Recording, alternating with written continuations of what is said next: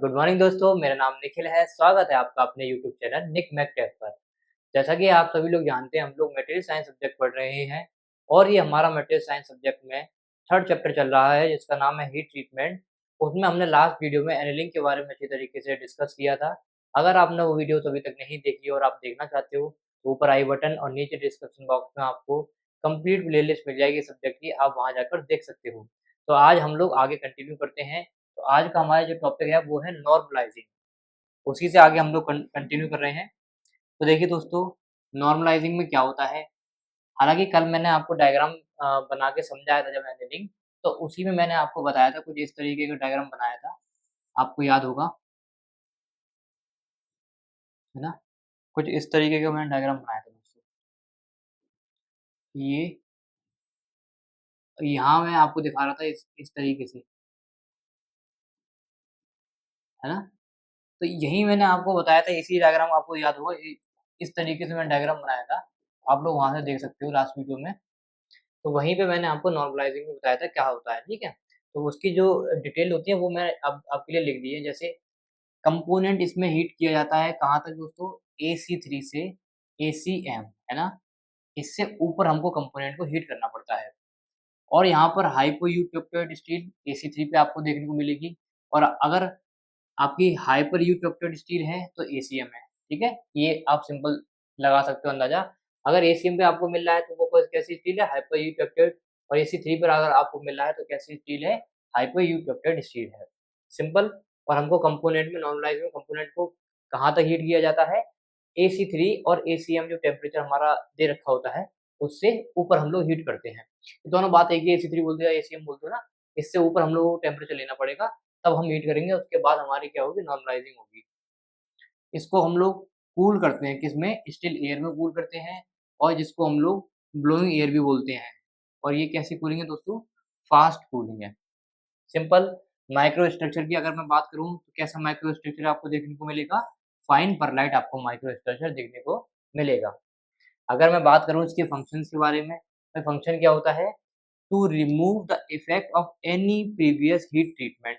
अगर इससे पहले आपने कोई भी हीट ट्रीटमेंट प्रोसेस पे की हुई है, उसके इफेक्ट को रिमूव करना, ये इसका क्या होता है, फंक्शन होता है। नॉर्मलाइजिंग हम लोग क्यों करते हैं दोस्तों, जो भी हमने प्रीवियस हीट ट्रीटमेंट करी हुई है उसके इफेक्ट को नेग्लेक्ट करने के लिए, रिमूव करने के लिए।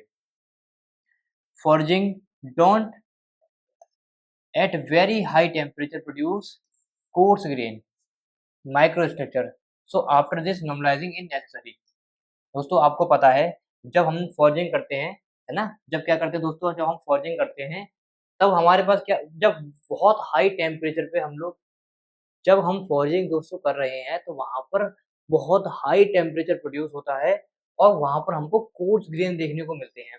कोर्स ग्रेन, बड़े बड़े ग्रेन आपको देखने को मिलते हैं दोस्तों, जो मैंने आपको बताया था कोर्स ग्रेन।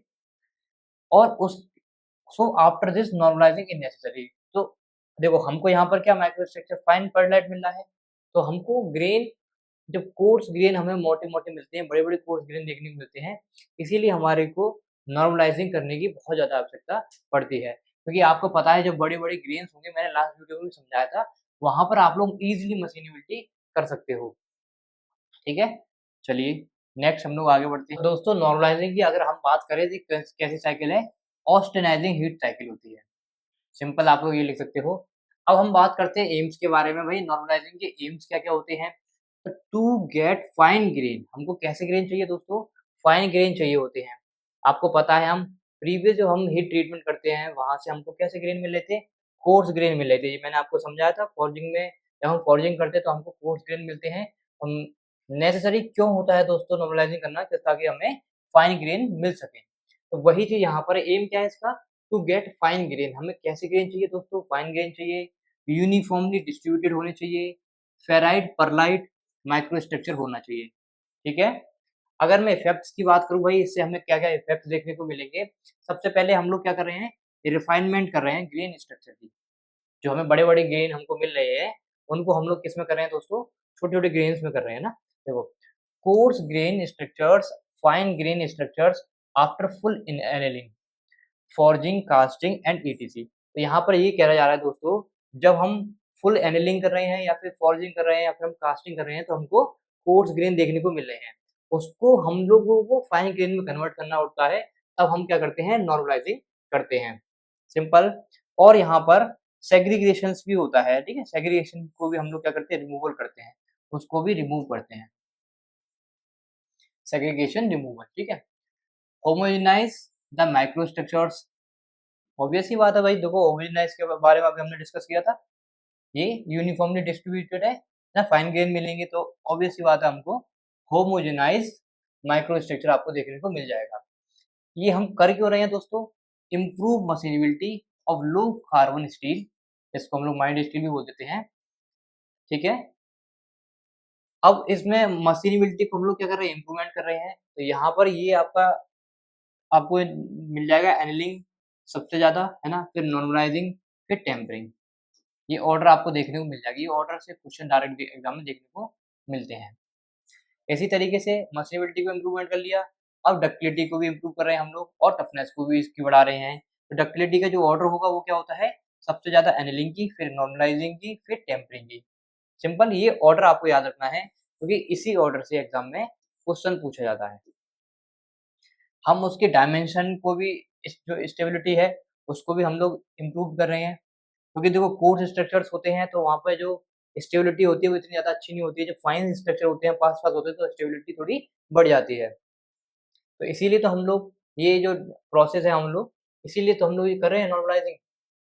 अब देखिए, can improve hardness blowing air, hardness को भी हम लोग इम्प्रूव करते हैं कहाँ पर, ब्लोइंग एयर में।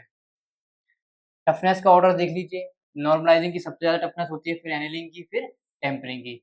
ये भी ऑर्डर आपके लिए इंपॉर्टेंट है, डक्टिलिटी का, टफनेस का और मशीनेबिलिटी का, तीनों ऑर्डर आपको याद रखने हैं।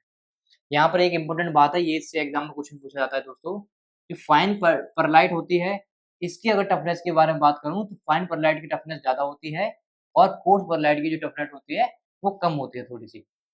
फाइन की ज़्यादा होगी, क्यों, फाइन में पास पास स्ट्रक्चर्स होते हैं ना, पास-पास आपको ग्रेन देखने को मिलेंगे, पास-पास, जितने ज़्यादा पास-पास होंगे तो उसकी स्टेबिलिटी, उसकी टफनेस वगैरह सब कुछ हाई होगी। और कोर्स में क्या होते हैं, हमारे पास जो ग्रेन्स होते हैं वो दूर-दूर होते हैं, बड़े-बड़े होते हैं, तो उसमें इतनी अच्छी टफनेस देखने को हमें नहीं मिलती है। इसीलिए फाइन परलाइट में टफनेस आपको ज़्यादा देखने को मिलेगी, और कोर्स परलाइट में थोड़ी-सी टफनेस कम रहती है, इन कंपैरिजन ऑफ फाइन और coarse pearlite. It also improve strength, इसी से हम लोग स्ट्रेंथ इम्प्रूव करते हैं, है ना। इट रिड्यूस इंटरनल स्ट्रेसेस, भाई साहब स्ट्रेंथ को भी इम्प्रूव करता है ये, और जो हमारे इंटरनल स्ट्रेस होता है दोस्तों, उसको भी कम करता है। जब हम कास्टिंग करते हैं, मशीनिंग करते हैं, वेल्डिंग करते हैं, फॉर्मिंग करते हैं, तो हमारे जो स्पेसिमेन है या फिर जिस पे हम लोग वर्किंग कर रहे हैं, उसमें क्या है, इंटरनल स्ट्रेस प्रोड्यूस हो जाती है, उसको भी हमें रिमूव करना पड़ता है, तो हम लोग इस तरीके से उसको रिमूव कर लेते हैं। Ductility can be achieve without loss of hardness and strength, ductility हम लोग अचीव कर सकते हैं, हमारी हार्डनेस भी कम नहीं होती दोस्तों, और हम लोग स्ट्रेंथ को भी लॉस नहीं करते हैं, और हमारी डक्टिलिटी हम लोग जो हम करना चाहते हैं वो हमें मिल जाता है। ये सूटेबल किसके लिए रहती है दोस्तों, ये low, medium and high carbon steel, weld, casting, machining, ETC, इन सब के लिए क्या रहती है दोस्तों, सूटेबल रहती है। तो कितने इजी तरीके से मैं आपको बता रहा हूँ, ये बस बताए दोस्तों, ये जो चैप्टर है हमारा या फिर जो सब्जेक्ट है मटेरियल साइंस, इसमें हमें बहुत लर्न करना पड़ता है। लर्न कैसे होगा, बार-बार हम लोग पढ़ेंगे ना, तभी हमको लर्न होगा। तो सिंपल बहुत ईजी तरीके से मैं लेके लाया हूँ आपके लिए। चलिए नेक्स्ट हम लोग देखते हैं। सूटेबल देख लिया हमने, नॉन सूटेबल देखेंगे हम किसके लिए रहती है, स्टेनलेस स्टील, ऑस्टेनाइट स्टील और मार्जिंग स्टील, इन तीनों के लिए क्या है दोस्तों, नॉट सूटेबल रहती है। माइक्रो स्ट्रक्चर की अगर हम बात करें, एनिलिंग की तरह ही इसका माइक्रो स्ट्रक्चर रहता है। एनिलिंग में क्या रहता था दोस्तों, परलाइट विद एक्सिस फेराइट और सीमेंटाइट आपको देखने को मिलता था, तो वही हमको यहाँ भी देखने को मिलेगा। इन नॉर्मलाइजिंग, लेस एक्सिस फेराइट और सीमेंटाइट इन परटाइल, है ना। परलाइट में दोस्तों क्या होगा दोस्तों, थोड़ा सा कम आपको सीमेंटाइट देखने को मिलेगा, लेस एक्सिस। देखिए सबसे इंपॉर्टेंट सोकिंग टाइम, एग्जाम में पूछा जाता है भाई इसकी सोकिंग टाइम क्या रहता है, 20 मिनट से 40 मिनट तक रहता है। जबकि जब हम एनिलिंग की बात कर रहे थे दोस्तों, तो एनिलिंग में आवर्स में रह रहा था, यहाँ मिनट्स में रह रहा है। ये एक कंपैरिजन आप लोग याद रख सकते हो। सिंपल सा ग्राफ देखिए, ये अगर आप ग्राफ देखोगे तो ये है, यहाँ पर हमने टेम्परेचर लिया, तो यहाँ पर हमने क्या ले लिया दोस्तों, टाइम ले लिया। अब देखना, हमने क्या कराया, हीट कराया, है ना? फिर हमने ये क्या कराया, सोक कराया, फिर हमने क्या कराया, इसको कूल डाउन कराया। सिंपल क्या कराया, हीट कराया, सोक कराया, कूल डाउन कराया। यही 3 प्रोसेस तो हम लोग हीट ट्रीटमेंट में कर रहे हैं दोस्तों। तो ये आपको दिखाई दे रहा है, यहाँ पर क्या मिलेगा आपको, हाइपो, क्योंकि ये मान लो हमारे पास क्रिटिकल टेम्परेचर है, अपर क्रिटिकल टेम्परेचर है ना? और इससे ऊपर हम लोग जा रहे हैं, तो यहाँ पर हमको क्या देखने को मिल रहा है, हाइपर देखने को मिल रहा है ये। तो यहाँ पर आपको क्या देखने को मिलेगा, हाइपो देखने को मिलेगा। हाइपर और हाइपो यूटेक्टाइड जिसको हम बोल रहे हैं ना, वो बात आपको याद रखनी है। अगर मैं बी पॉइंट की बात करूँ, भाई बी पॉइंट में कौन सा प्रोसेस हो रहा है, बी पॉइंट में ऑस्टेनाइजिंग प्रोसेस हो रहा है। सिंपल आपको ये याद रखना है, तो ये डायरेक्ट एग्जाम में पूछा जाता है। और इसमें ये पॉइंट दे रखे हैं, इन पॉइंट्स के बारे में भी एग्जाम में पूछ लिया जाता है कि भाई ए पॉइंट को हम लोग क्या बोलते हैं, सी पॉइंट को क्या बोलते हैं, डी पॉइंट को क्या बोलते हैं, बी पॉइंट को क्या बोलते हैं, है ना? ये एग्जाम में पूछ लिया जाता है। तो देखिए, हमें सबसे ज्यादा टेम्परेचर के बारे में ध्यान रखना है, ये होता है हमारा एसीएम टेम्परेचर, ठीक है? और ये वाले टेम्परेचर यहाँ पर आपको देखने को मिल रहा है, ये क्या है आपका AC1 टेम्परेचर है। इसको हम लोग अपर क्रिटिकल टेम्परेचर भी बोल देते हैं, इसको भी हम लोग अपर क्रिटिकल टेम्परेचर बोल देते हैं दोस्तों। तो कुछ इस तरीके से आपको डायग्राम बनाना है। यहाँ पर मेन ये है भाई, ए को हम लोग क्या बोल रहे हैं, हीटिंग हो रही है। बी पर हमको क्या देखने को मिल रहा है दोस्तों, सोकिंग, जिसको हम लोग होल्डिंग भी बोलते हैं। और सी पर हमको क्या देखने को मिल रहा है, एयर कूलिंग, कूलिंग हम लोग कर रहे हैं ना ब्लोइंग एयर में। और डी हमारे पे क्या है, फर्नेस कूलिंग है ना, स्टिल एयर में हम लोग कूलिंग करा रहे हैं। तो सिंपल ये डायग्राम है, इसको आपको याद रखना है, क्योंकि यहाँ पर मैंने आपको दोनों चीज बना के दिखा दी है। डायरेक्ट एग्जाम में पूछ लिया जाए, पूरा हीट ट्रीटमेंट में हम लोग क्या कर रहे हैं दोस्तों, तीन ही चीज कर रहे हैं। एक तो हीट करा रहे हैं, फिर सोक करा रहे हैं, या फिर उसको हम होल्ड भी बोल देते हैं, फिर हम लोग कूल डाउन कराते हैं ना, कूलिंग कराते हैं। कूलिंग के भी बहुत सारे तरीके होते हैं, हम डायरेक्ट कूलिंग भी करा सकते हैं, स्टेप कूलिंग भी करा सकते हैं, है ना, फास्ट कूलिंग भी करा सकते हैं, स्लो कूलिंग भी करा सकते हैं। तो वही चीज तो हम लोग कर रहे हैं। अगर पूरा सार आप लोग मटेरियल साइंस में अगर आप देखो, तो आपको यही देखने को मिलेगा, हमारा पर्पस क्यों रहता है ये सारे काम करने का। हमको अपनी मशीनेबिलिटी इंप्रूव करनी है, डक्टिलिटी को बढ़ाना है, टफनेस को भी मेंटेन करके रखना है, स्ट्रेंथ भी उसकी अच्छी करके रखनी है। तो यही सब तो हमारा काम है। चलिए नेक्स्ट हम लोग देखते हैं माइक्रो स्ट्रक्चर के बारे में। तो हाइपर यूटेक्टोइड, यूटेक्टोइड और हाइपर यूटेक्टोइड, ये तो आपको बार बार पॉइंट देखने को मिलेंगे ही मिलेंगे। हाइपर यूटेक्टोइड में दोस्तों हमको फाइन पर्टाइल परलाइट देखने को मिलता है, और वो भी एक्सिस फेराइट के साथ, क्योंकि हाइपो है। हाइपर में दोस्तों आपको भी फाइन परलाइट देखने को मिलता है एक्सिस सीमेंटाइट के साथ, ठीक है? और ये एक्सिस क्या है, फेराइट, सिंपल। और यूटेक्टाइड में हमको फाइन परलाइट देखने को मिलता है, सिंपल। ये तो आप याद ही रख लो, ये तो इम्पोर्टेंट है ही। यहाँ से हर हर वीडियो में, हर चैप्टर में ये तो आपको मैं बता ही रहा हूँ, हाइपर यूटेक्टोइड क्या है, हाइपो यूटेक्टोइड क्या है, यूटेक्टोइड क्या है। तो इन्हीं तीनों से हम लोग, इन्हीं तीनों की वजह से हम लोग क्या कर रहे हैं, नॉर्मलाइजिंग कर रहे हैं, ठीक है? इन्हीं तीनों पर डिपेंड है हमारी नॉर्मलाइजिंग। हीटिंग टेम्परेचर की अगर हम बात करें, तो हम क्या लेते हैं, अपर क्रिटिकल टेम्परेचर से थोड़ा सा ऊपर, अपर क्रिटिकल टेम्परेचर से थोड़ा सा ऊपर हम लोग हीट करते हैं। ऊपर कितना ले सकते हैं, एक रेंज दे दी मैंने, 30 से 80 डिग्री सेल्सियस के बीच में हम लोग कोई भी रेंज ले सकते हैं। अपर क्रिटिकल टेम्परेचर हमारा जो भी होता है ना, 723 आई थिंक मैंने आपको बताया था। इससे ऊपर हम लोग ले जा रहे हैं 30 से 80 डिग्री सेल्सियस के बीच में कोई सा भी पॉइंट ले लेंगे हम लोग, वहां से हम लोग वहां तक हम लोग हीट करेंगे, फिर सोक करेंगे, फिर हम लोग कूल डाउन करेंगे। ये हीट का हीटिंग टेम्परेचर होगा, आप लोगों को याद रखना है। चलिए नेक्स्ट देखिए। नेक्स्ट दोस्तों, इस डायग्राम को आप लोग समझिए, इसमें मैंने बहुत अच्छी तरीके से समझाया है। देखना, यहाँ पर सिंपल हमने क्या ले लिया, टाइम ले लिया, ठीक है? इस साइड हमारा क्या है, टाइम है, और इस साइड हमारा क्या है, टेम्परेचर है, ठीक है? अब देखिए, मैंने क्या किया दोस्तों, यहाँ से सिंपल पहले हीट कराया, ये इस तरीके से हीट किया, फिर यहाँ मैंने क्या कराया, सोक कराया, फिर मैंने इसको क्या करा दिया दोस्तों, कूलिंग करा दी, है ना? पहले हीट किया दोस्तों, फिर मैंने सोक किया, फिर मैंने क्या करा दिया, कूल करा दिया यहाँ तक कूल करा दिया। और यहीं पर हमको क्या मिल गया, फाइन परलाइट देखने को मिल गया। AC3 बोल सकते हैं, या फिर ACM बोल सकते हैं। सबसे पहले हमने देखो दोस्तों, इससे पहले हम लोग क्या करेंगे, ये टेम्परेचर लाइन लेंगे। ये हमारी जो लाइन आपको दिखाई दे रही है, ये क्या हमको GS के लाइन भी बोलते हैं। और एक हम लोग यहाँ लेंगे, ये डॉटेड लाइन, इस टेम्परेचर पे। ये दो दो काम हमें करने हैं, ठीक है? अब आप लोग इसमें देखिए,